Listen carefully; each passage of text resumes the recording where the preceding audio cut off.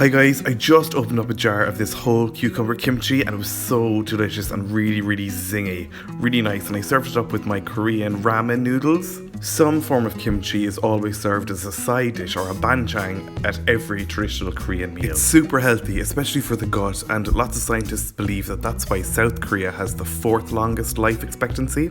Start off with 500 grams of these mini cucumbers and make as though you're cutting them into quarters lengthwise, but keep almost an inch on one side uncut to hold them together. A bit like the cucumber is actually like a flower that's opening up. So once you've done that with all the cucumbers, take one cucumber and add a good pinch of sea salt flakes into the center of it. Then set it aside to steep and let all the water leach out of it before you continue on with the rest of the cucumbers. Once they're all done, then just set them aside and let them rest in all that salt for about an hour. In the meantime, make the kimchi paste by weighing out about 50 grams of gochugaru, which is Korean red chili flakes. Add 2 tablespoons of sea salt flakes, 1 tablespoon of sugar. Now take 5 peeled cloves of garlic, and you can mince them up finely yourself or grate them with a microplane if you want, but I'm going to use a garlic crusher to just crush them into the paste ingredients. Now take a small piece of fresh ginger, cut the skin off one end, and finely grate with a microplane into the paste ingredients. You need 1 teaspoon or maybe 2.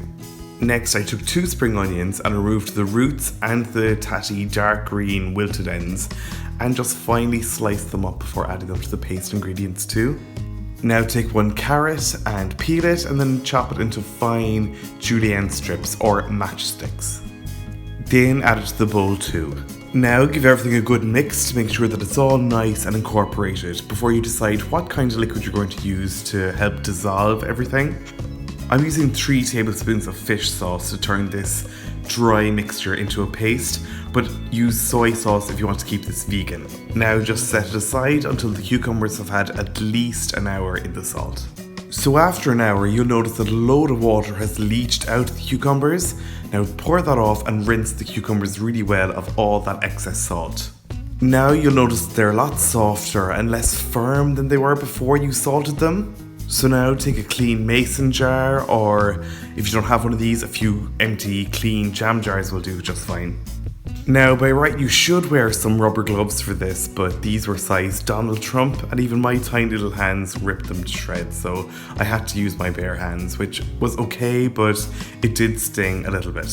Now you're going to stuff the cucumbers with the spicy salty chili paste.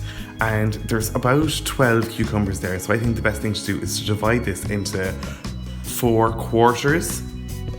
And then just to remember that each quarter is going to have to do for 3 cucumbers. That was the way I did it, just to keep a little bit of order so that I wouldn't use up all the paste on the first half of the cucumbers.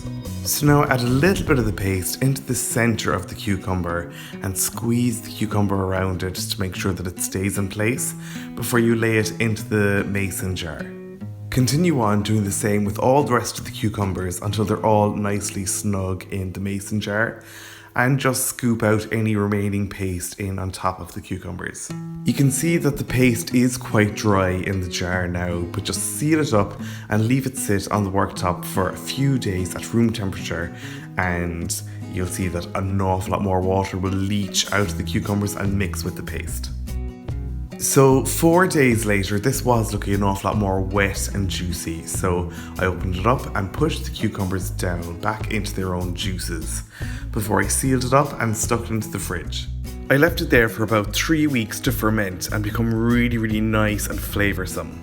Then I opened it up, lay a few of the cucumbers on a small side plate, and snip them up with the scissors into bite-sized pieces. Thanks so much for watching, guys. I hope you liked this video.